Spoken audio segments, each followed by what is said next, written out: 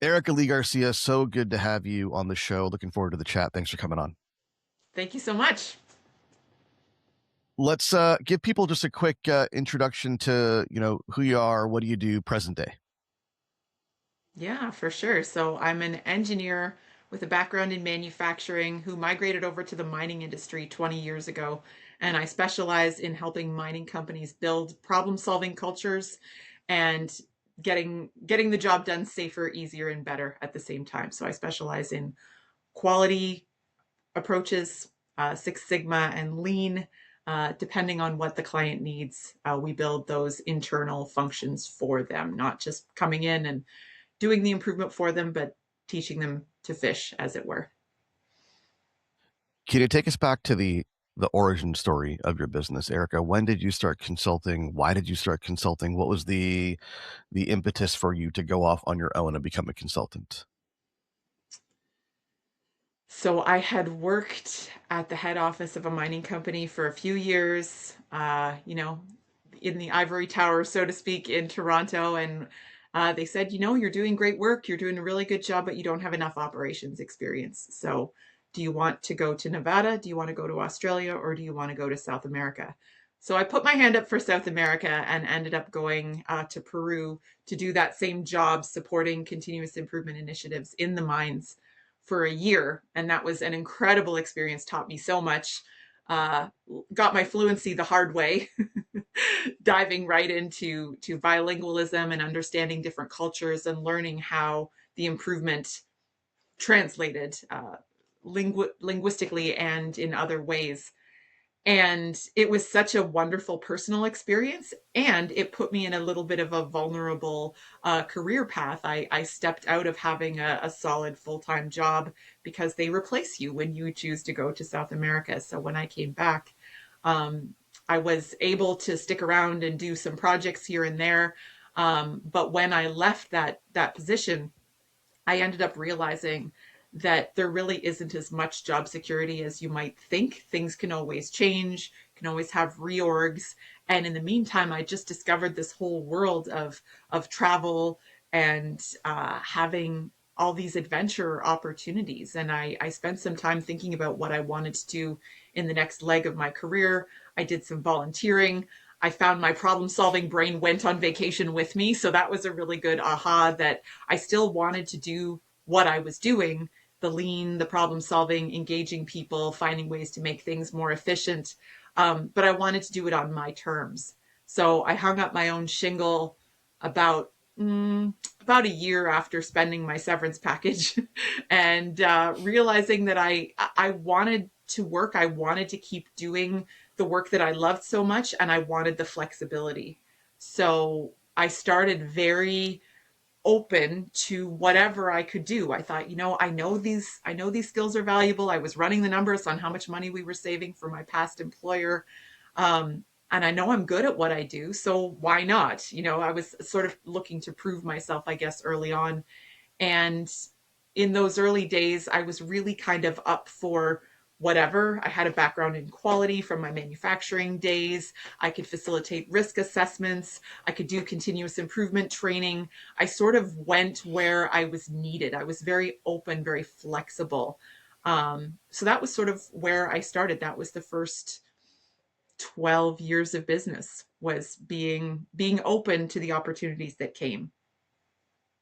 What were some of the rude awakenings that you encountered in the early days? Like you thought things would go a certain way, and then it actually doesn't work that way. Well, I definitely remember feeling shocked is the wrong word, but maybe like slightly offended by the fact I had to explain what I did to clients. I was like, how can you not see it? How do you not know how useful I am? And it wasn't an ego driven thing. It was just a certainty and just a desire to help. And I couldn't believe how hard it was to translate that. So I think some of it, as we'll talk about later on, some of it was definitely my doing. I didn't really have a sense of what sales was.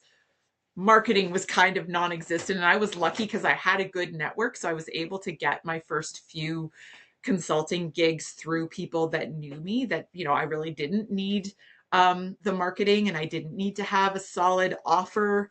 Um, but that did run out pretty quickly. And that was sobering, right? Because here I am responsible for bringing in my own paycheck here. I really do need some new tools to get through that. I think it's most businesses fail within the first 5 years. Like, for me to survive, I need to acquire some new tools to get past that. So that was a big aha of that first phase of business. So how long did you survive on just the network? Like how many years was that? Oh gosh. I think I made it last for longer than it should have, let's say that, because I was so very flexible. And no regrets, to be honest, because I set up mentorship programs. I started a nonprofit to talk to kids about engineering. I mean, I was kind of stretching myself and doing what I wanted to do because feeling creatively free was my priority at that time. It fed something in me that was very important. And right around the time that you and I spoke, I was starting to have the realization that maybe I don't need my business to be my creative outlet. Maybe my business can actually be something that is profitable, that reduces my stress, that is predictable, that is plays a different role in my life. And I need to show up differently in order for it to start doing that. How can I stop being stressed out about making enough money? There's no reason for me to be stressed out about making enough money, given that I know that what I do is valuable. So put me on a timeline here. You started consulting in what year? 2011. 2011. Okay. So sounds like 2011 to maybe 2018, 2019. It's largely network driven. You made it work by being flexible. So someone in your network comes to you with a project, and if it's relatively within the wheelhouse, you made it work. Does that sound about right? Okay. I think even outside the wheelhouse, if it was in the wheelhouse suburb, Arena. sure, The why arena of the not? wheelhouse. Okay. Fair enough. Okay. And then do you remember, like, what was the trigger? Was there an event, or was there a situation or a moment where you kind of decided, no, I need to be more focused, more deliberate, more whatever the conclusion might have been at that stage? Yeah, I think there was a birthday involved, and it was just, an evaluation of my life and what's working and what's not, and just kind of feeling like this nagging potential I haven't realized yet. Like, I know I can solve this. I know I can. And I think lots of us are problem solvers, right? And I definitely have an identity around that of like, I'm stubborn, I'm tenacious, I can do anything I set my mind to. And I just knew I hadn't cracked the potential of what I could deliver and what I could do in my business. And so that was when I started to look for some outside help. And that first conversation between you and I in 2018 was, uh, I didn't know what I didn't know at that point, but I knew there was something I wanted to get to. So yeah, that was really the start of the next chapter of business. That 2018 onward point.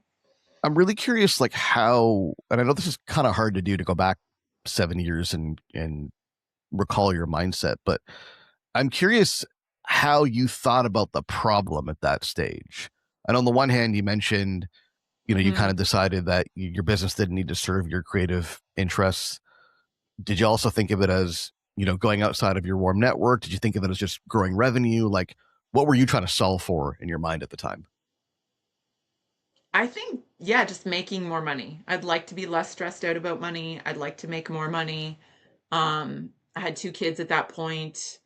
My husband's, we was contributing to the family finances, but we were mostly relying on my income. And to have me be so hit and miss in my ability to provide, I think was definitely making it heavier and not as fun as it should be.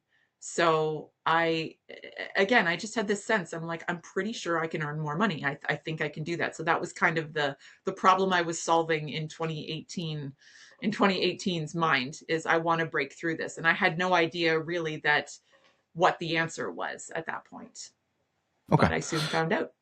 So season one is you're largely network driven, doing lots of things for different types of clients coming from your network. You end up lasting 5, 6 years doing that, which, by the way, never hear that anymore.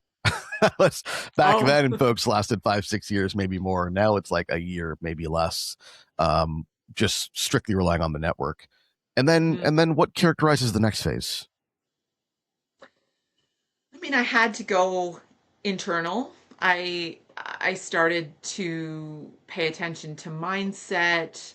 I started to think about how I was showing up, what I was doing, what I was not doing, um, the opportunities that I was unwilling to say no to, and how that was taking up space in my calendar. Like, if you're always an extra pair of hands, or you're working for clients who don't really value you, you're going to be capped. You're capping yourself. You're doing that to yourself. And I would never have really seen it that way previously, but I started to see the cost of the things that I was saying yes to, because it was crowding out the space for what I needed to start saying yes to.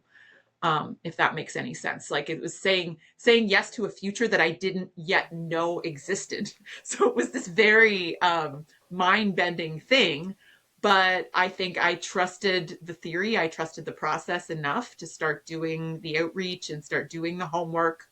Give me an assignment, I'll do it. I was very up for the challenge.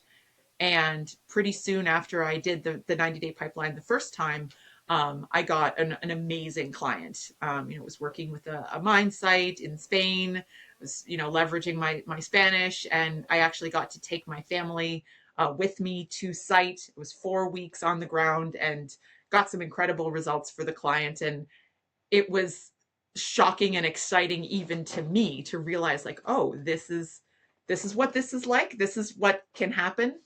um and it's still, yeah, it's still fun to think about having that breakthrough. That was definitely a great initial win to get, and then to just start thinking, well, I didn't even know about how to do this, or that this was possible before. I kind of suspected, I had a nagging sense that there was something that was just out of reach that I could do that I wasn't doing.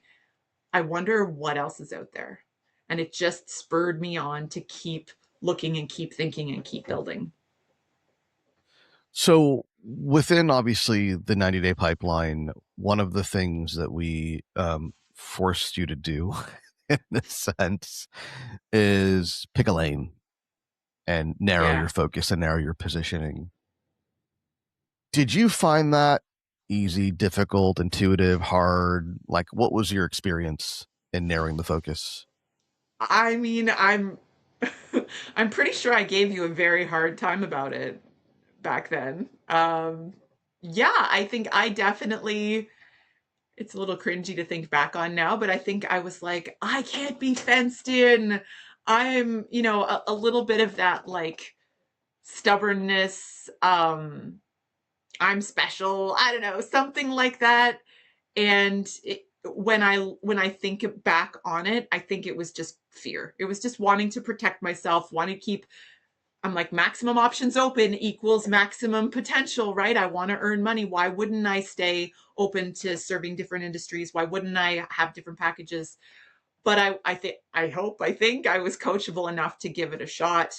I narrowed it down to, at that time, it was manufacturing and mining. And since then, I've gone in even narrower, and I just work with mining companies.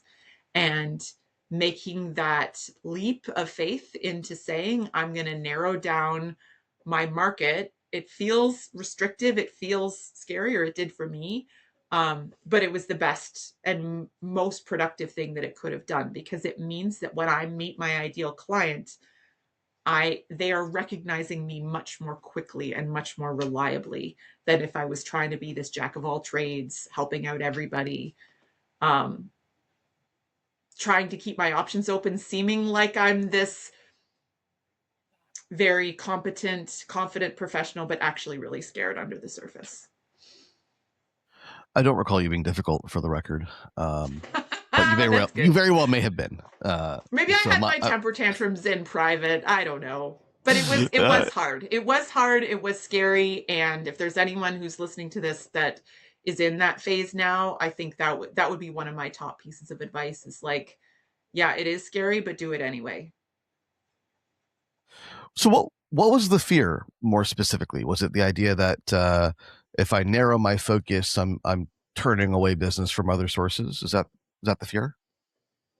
Yeah, just that there just that there might not be enough. It might not work. I might not be able to grow. I don't want to be too picky. Um, what if the perfect client is right over there and I miss them because it's just a I don't think it's a logical process. It's just yeah, it's just basically a scarcity idea. And Mm, I think I remember us working on that specifically to say go look for clients that are perfect for you, research how many mining companies of a certain size, that would be your ideal client. Maybe there's other aspects of them that would make them perfect for you to work with. Um, do the research if you're really worried about it. And there is way more opportunity out there than I could ever handle. That was what that was what that data exercise brought up for me. So it gave me some of that courage that I needed just to try out niching down. And I guess you can always go backward and go wider again if it doesn't work, if you need to. yeah, yeah. And no decisions are ever permanent, right? And even your decision has certainly since then been further narrowed. So I'm Yeah. curious. Do do you remember? I, I imagine that the initial directive of okay, Erica, you need to focus, you need to go more narrow. That directive itself didn't make you a believer. So at what point did you go, oh, this actually does work? Like when did you cross that bridge? This being the 90-day pipeline or No, this being focus, narrowing your focus? focus, getting clear on an audience and not being too broad or too general. Yeah, probably that first client that I got pretty quickly after completing the process and starting the outreach. Um, Let me think about that because right after that, we went into COVID. We ended up growing our family again. Like the trajectory was not smooth. We had a big correction and I had to rethink everything about what I was doing in business at that time. And I don't connect to that stress and fear like I experienced it back then. Now it's kind of I'm okay, I'm over it, but at the time that was like the world was ending. I couldn't see people in Sure. person anymore and that was 100% of my revenue. So that was no small thing either to be navigating that as a solopreneur, who was solely in charge of the income of my family. That was really tricky.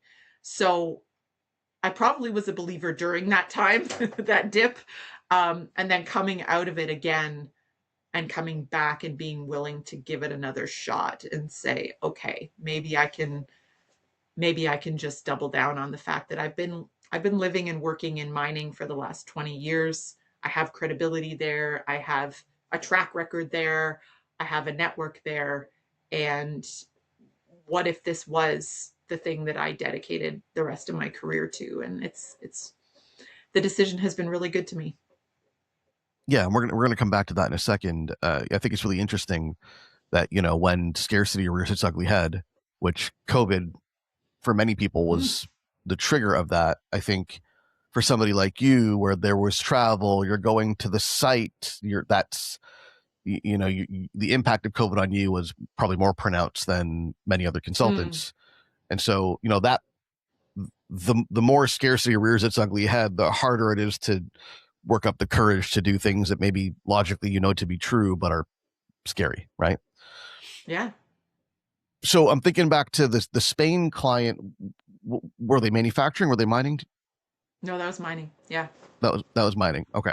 And so what I'm curious about, if you think about that, the Spain client and the experience of acquiring them, do you feel like your narrow focused positioning on mining played a role in acquiring that client? Yeah, possibly. And I think also having the guts to draw a box around the offer. So in my case, it was Kaizen events and just deciding, just having the courage to say, a Kaizen event is an in-person facilitated workshop that I lead. I work with the host, the client host, to select a problem, frame the problem, select the participants, and train them. These are the client's own internal people, to break through a specific issue. So we decided we were going to do that 4 times, just iterate. So that's what we ended up doing. And I think like when I think back to what caused that breakthrough, it made it easy for them to say yes because they could see the benefit of what they were going to get right away. Like a Kaizen event is a quick win. It's a boost of collaboration. It's a breakthrough on something that's a headache for them. And so it had quite a well defined value prop, and it just happened to line up at the time with what their internal needs were. Um, so for sure it was, maybe it was the narrowing, but I think more so it was the putting a box around a signature offer and saying, this is what I do. They were like, yes, get on a plane. So COVID happens. You have another kid. You're, from what I understand, doing projects here and there. Um, Nothing of a certain scale yet, and then there's a big win that happens recently. Can you talk us through that? Well, I had started to circle back to the premise that Kaizen events were the ticket, they were the way in. So I started marketing those again kind of seriously toward the end of 2022. And I got an absolutely ideal client in 2023. And they actually said to me, we don't need your help with Kaizen events. We're already doing our own. Can you help us build a program that sustains this? So they gave me the signal of what they needed beyond the initial offer that I had put out there. I was like, wow, this is amazing. Yes, absolutely. So if you don't need this, but you do need this, this, and this, then remember what I said about how my business was a creative outlet for me? This is where that circled back. And I got to be creative again because I was designing the next step of the process with a client who saw what I could offer. And they actually said no to my initial frame. I was like, here, why don't I help you with this problem? I was, looking in their quarterly reports at what their results had been. I was like, I think I can help you fix this. I can help you calculate that. They're like, yeah, thanks, but here's what we actually need help with. So getting that conversation going, and to this day, that was the best next level win because I was able to help them grow their internal infrastructure to the point that they could bring somebody in who's running it. She's running it to this day. They made a full-time hire that was able to use the systems and the tools that I helped the client build. So that was really a great clue to be like, okay, I thought that I just came in and did some workshops and, reeled in some big fish for the client, gave them some quick wins. Now I can see that this goes beyond that. For the right client that needs that step of the journey, I can build systems and tools. That's awesome. So then I was kind of going back to market again. Once they hired somebody, they no longer needed me, right? I did a little bit more e-learning content creation, right? So kind of backfilling the toolbox a little more. Um, but I realized I'm like, okay, I can facilitate Kaizen events. I can build programs. I wonder who else needs that. And so I think the big win that you're referring to was a conversation that I had with someone from my network that was really looking to instill an improvement culture in the mining company that they were leading. And they said, look, we want you to be our transformation partner. I said, great, let's do this. Let's build you an internal function because I know from my experience, it's not enough just to bring in a couple quick wins. It's not enough just to tap a few people on the shoulder and say, okay, you're in charge of improvement now, on top of everything else you have to do in your job. We really want to put time and thought into this. We want to get executive buy-in. We want to really look at what are the structures that we need within this mining company to make it sustainable and really transform them. The word transformation, I think, is overhyped, sometimes overused, but I met the right people at the right time that were really looking to build something different inside their company. And the sense of purpose that I get from that, the knowing that I get to help them contribute something to their company that they're going to be proud of, that they're, some of them are close to retirement age and they want to make a difference before they transition into their, out of their careers. It's again, it's just it's amazing. It's like a dream come true to get to do what I'm doing now. to have earned that trust and earned that partnership to operate with a client that is so receptive and open and understands what I do, and they have, they have the results already. I've worked with them for almost a year now, and we've got 2 more years to go. So it's a long term relationship, very positive, very rewarding for me and for them. um, yeah, very energizing. As you can probably tell when I talk about them, like I feel so excited and proud for what I've been able to help them achieve. And we're still just gearing up. We're still just getting started. So I want to dig into this a little bit deeper in a couple of ways. I mean, for starters, I've personally coached, trained, and mentored over 1,000 B2B consultants, and I think this is the biggest deal I've seen a solo close. Boutique firms, Wow. sure, that's different, but for a solo consultant, and we don't have to share the number, but we're pretty close to 7-figure territory for a single deal. I've never met a solo consultant that's closed a deal that large before. So you own the award on that, Erica, as far as my Wow. experience goes.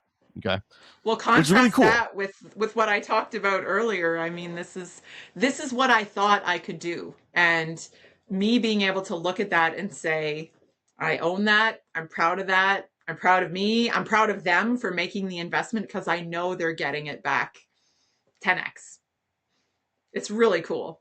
And I feel like you and I joked about this, but I feel like we should clue the listeners in on the joke that we made back in 2018 when we were increasing your price point from, I think it was like 10K to 50K maybe. And you were like, "Do you remember this?" And then we're talking about it, and you're like, you came to a call one day, and you're like, "Oh yeah, I don't get out of bed for 50K anymore, or less than 50K I anymore." I think it was 10. I think it was 10 because I really did have a ceiling around, I think it was 15. Anything larger than 15,000 I just Yeah. didn't feel comfortable with it. And it was not rational, right? Like I like to think of myself, I'm an engineer for heaven's sake. I like to think of myself as rational, and I can see the numbers and I can defend the numbers. And yeah, I remember testing out that confidence and saying like, I can charge more. I think I can, like that. Yeah. And making the supermodel comparison, right? Like I'm too busy and important for anything less than X dollars. That I So was so so going for that, but it was a very tentative swagger back in the day. so this is not actually where I wanted to go, but now I kind of want to go here on this tangent a little bit. You had trepidation charging more than 10, 15K just a few years ago, and now we're talking about 7-figure deals. What? How does that happen? Who are you? What did you do? What's the secret? Like everybody wants to know. What's Oh the my secret? How'd you do gosh. Oh that? my gosh. Well, this is something that you say a lot. I feel like it's making a shift from being an extra pair of hands. What do you need? I'll do it. I can be useful.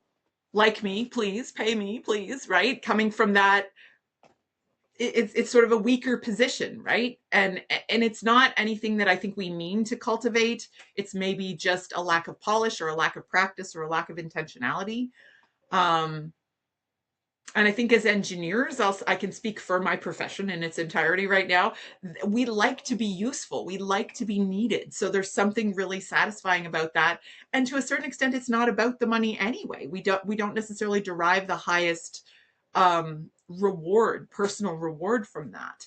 And so making it not about the money for years was kind of another mm, way to shortcut myself from actually charging what my services are worth. I don't think of it as a personal worth thing. I think that whole thing is a red herring. It's what the market believes my services are worth. And what do I believe my services are worth? I got to sell myself first. I have to believe that what I'm doing is worth that much money. And the only thing I can say is I had to see it played out across the faces of a few different clients. I don't think I would have believed it from one. I needed to see it from a few different places and to understand, wow, I had a 3-day workshop with these 12 people and we unlocked this and it was worth that. Huh. Okay. They couldn't do that on their own because, like, I had to fill in those blanks. And I had to really believe it. And then I had to see it in another context. And then I had to see it a little bigger. And everything I was just sharing with you earlier, like I really had to come along on the journey myself to sell myself on the value before I would be able to have the audacity to say to somebody, I'm going to help you change your company. I'm going to get you your whatever you're paying me. I'm going to get you it back 10 times. You have to believe it yourself before you can say it to anyone. Yeah, which is, I mean, and then you're really speaking to the crux of the matter, right? This is not about, yes, Erica went from charging $10,000 to seven figures, but that's not really the transformation that took place. That's a consequence of it. The transformation was Erica went from doing small things, to making really big, bold promises of results and transformation and outcomes. And that's And what's going to there's yield the higher price point. and it's I'm carrying more weight. My friend, the CEO, can lean on me. He can say to me, what am I missing? Give me talking points. What do I need to say? Like he can lean on me and I can read. I don't know everything he knows, of course, but I can tell him within my sphere of expertise, this is the playbook. This is what we need to do. I've got you. And that's what's worth something for him. It narrows down all of the possibilities of what he could be doing and makes me into somebody that will steer him toward the one or two options out of 10 that are going to be the most effective for where he wants to go and what he wants to create. I want to explore a little bit more around how much did your experience and track record in mining play a role in landing this client and landing a deal of this size? I think as far as mining goes, a lot. I think mining, I love mining people. They're so stubborn. They're so proud. They're very connected, often very connected to the communities around them, connected to nature. I know maybe we don't think about mining, or if we do think about it, we have some kind of like caricature idea of who mining people are. Um, it's really so much more interesting and more complex than that. And all that to say that I think mining people, as you may have, may guess, they go where the rocks are. They're very adaptable. They're very tenacious. They have um, a pride in what they do. That there's a toughness and a resilience about them. The work has considerable physical risks as well. And even the leaders that don't go underground every day, they carry the weight of that safety responsibility for everyone. So, anyway, all that to paint a picture of a character and a quality and a culture that translates across all of the mining companies that I've worked with. Um, they really don't trust slick, jargon filled people, sometimes including their own corporate office, and definitely including someone who wears a suit and comes from the outside, right? Like they are skeptical and tough and awesome because they're so pragmatic. They work so hard. And once I was able to show my credentials, this doesn't just go back to mining necessarily because I started in manufacturing. And I think that's where I really learned to speak effectively to frontline employees, um, to to be very encouraging and very respectful because that doesn't always happen. Sometimes people get talked down to because people assume that they're not as smart because they're running a drill press or they're hoisting some materials. They're very smart. They just have a completely different skill set. And anyway, that white collar blue collar divide I think is part of what I'm able to navigate and being able to say, I see you. I see your value. I see how hard you're working. I know you have ideas, you have solutions that nobody is listening to, and that's not your fault. Let's take a couple of your ideas and make them happen. And that conversation, I think more so necessarily than being from the mining industry, is what has enabled me to build that trust and strengthen those relationships to the point where they'll trust me and they'll say, here's what we're struggling with. Our KPI is here and we need it to be here. And I say, great, let's get to work. What do we know about this? I'm not the one with the answers. You are. And so that process of helping them, I speak enough mining terminology that I'm not usually a distraction and a hindrance to the problem solving conversation. I've picked up things over the years, but I'm not the expert.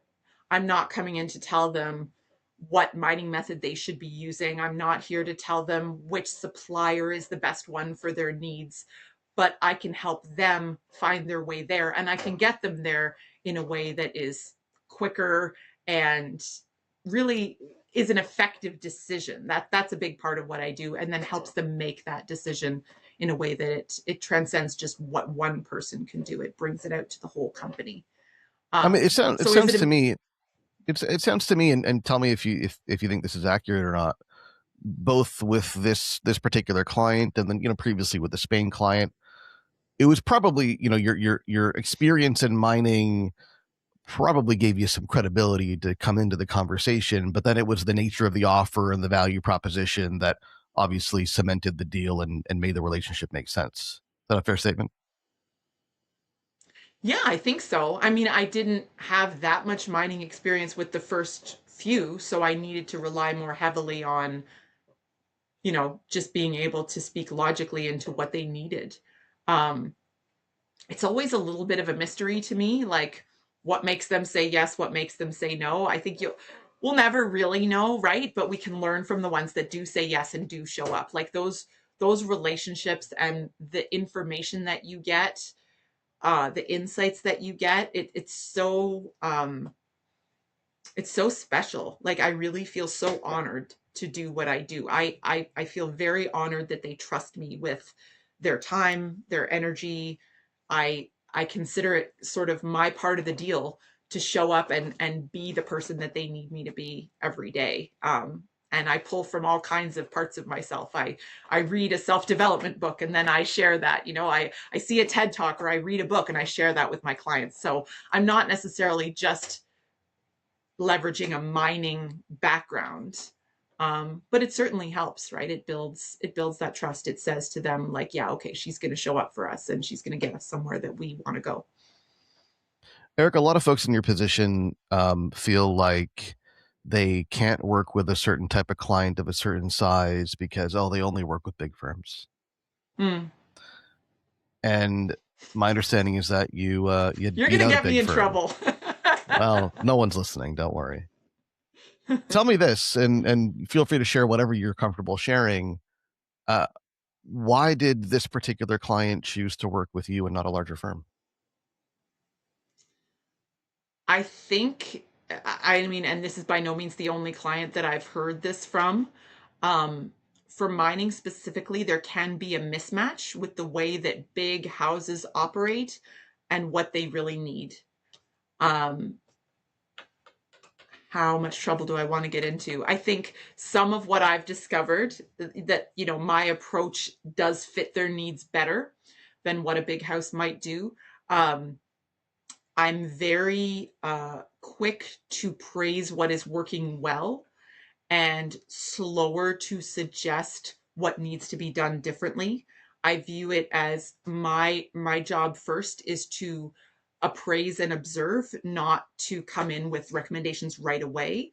I don't have, so far anyway, a prescribed framework that I try and make them fit into. I don't dictate the KPIs. I work with the KPIs that they're using, for example. So it feels when they work with me like an extension of what they were doing already. It feels like a way to get where they wanted to go faster and more efficiently and bringing their people along with them. It's not so much tell us from the outside what we're missing from the inside, which certainly can have its benefits if that's what you need. If you're really missing a key piece of subject matter expertise, I think that can be very helpful, very instructive. The other piece of what I do that I think is important and has been popular with my clients so far is that I turn my playbook inside out and I give it to them. There is nothing that I know, nothing that I have that I would withhold from a client because I believe in what I do. I think that every mining company should operate in this way. maybe I can't say should. I think every mining company would have happier, safer employees and more profitable results if they operated in this way. So when I think about the end of my life and what I want to leave behind as my legacy, I do love the idea, not just of serving one client very deeply, though that is the season that I'm in right now, and I'm absolutely loving it. I think about having a systemic impact across an industry. I think about a ripple effect of all of the different employees that I can touch through the work that I do across all the operations. Um, that's that's really meaningful to me, and that's really exciting to me. So it sort of keeps me on that track of entrepreneurship that I chose, not really knowing very much, 15 years ago now. It seemed like a good why not sort of next step. And now I see that it's actually a wonderful fit for me, because that is the challenge, that is the growth, that's the edge I'll always be on, because I'm aspiring to that next level of service and impact. This is a big part of my, why I think I'm here in the world, the purpose, the impact I get to leave behind. Well, that really sets up my final question for you. You you close this large deal. It's a very large scale project. You're obviously very excited about it. You're in the throes of it right now. How has that expanded for you the possibilities of what you can accomplish in your business, and how has that changed how you think about the future of your business? Hmm. Well, I definitely think I'm onto something right now with this building an internal business improvement function. I think that's a very compelling, it's a big, ambitious offer, but it's still a very well defined offer. I can explain it in one sentence, right? What it means. And then here are all the pieces. And I've got all those pieces. I've proven it now. And so it does feel to a certain extent, who knows really, but I believe the rest of my career might be about iterating on this one offer. Like everything else can kind of be supportive to that. Copy and paste. I no longer need to reinvent the wheel, which feels so good. I don't feel restricted by that. I don't feel mad about that. I think it's awesome what that unlocks. And I mean, do I want to keep earning at the same level? Sure, I'm open to that. I mean, I think it's it's great. It's helpful. Certainly, it removes a stressor from my life, but it's not what motivates me primarily. I'm not thinking, okay, now I need to get to 10 million or whatever. I mean, I'm going to start thinking about this in the coming weeks and months, as I figure out my next move. But I do think that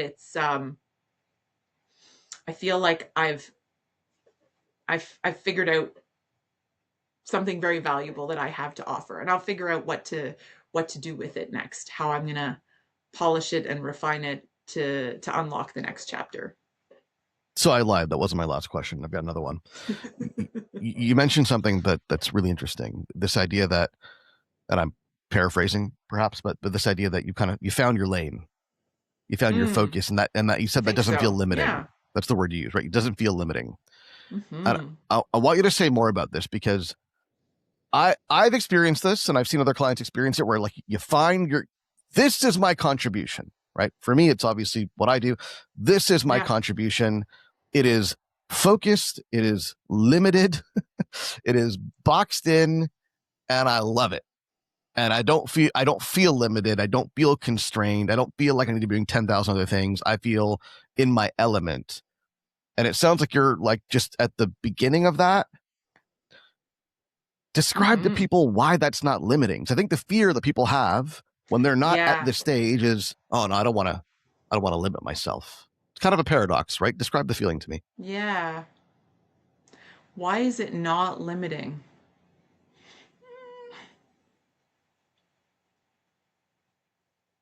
I think it's not limiting for the same reason that committing to spend the rest of your life in a relationship isn't limiting, because there are so many depths within that person. You can never stop reinventing your relationship, your connection, the ways that you interact, the traditions that you make together, the ways that you understand each other. You don't necessarily have to go broader to find that. You could go deeper. maybe there's a mining analogy in there somewhere, getting down into the ore body. I don't know. That's the first thing that came to my mind. And maybe it's not a perfect metaphor, but I think It's pretty if you're good. fearing committing to something, challenge yourself to figure out how you can get that need met, just maybe in a way that you're not expecting. If you fear constriction, great, solve for freedom inside your own head. What do you need to feel free? And for me, the trade-off has been more than worth it. I'm so excited to just blaze along in my lane until I decide I want to retire. It's just a really nice feeling. I So think it's a I great wish that for metaphor. everybody. I think it's a great metaphor, and it sparked a thought to me. Did Hemingway feel limited? Did Picasso feel limited? Did Michael Jordan feel limited? Like, you think about the top Mm-hmm. achieving masters in every domain: business, academics, sports, arts. They were very, very, very focused and dialed in on something very specific and thrived Yeah. Yeah. creatively within that focus. Erica, this has been a fantastic conversation. I lied to you earlier on. I said we'll get you in and out of here pretty quickly, but you said too many smart things that I wanted to learn more about, and so here we are. Appreciate you spending the time with us, and really looking forward to tracking your journey forward. Awesome. Can I say one more thing, Ahmed, before we wrap up? Please do. I'm very, very grateful to you. You saw me early on. You saw me when I was definitely a couple layers deep under my stress and self created limiting beliefs. And you really helped me navigate out of that. And one of the best things you did looking back on it was you had me read The War of Art by Stephen Pressfield. That was a huge, huge turning point for me. So I'm really grateful for you, and I'm so happy to get to be a guest on your podcast. It's an absolute honor.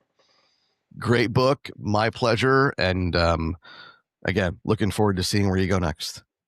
Awesome. Thanks so much.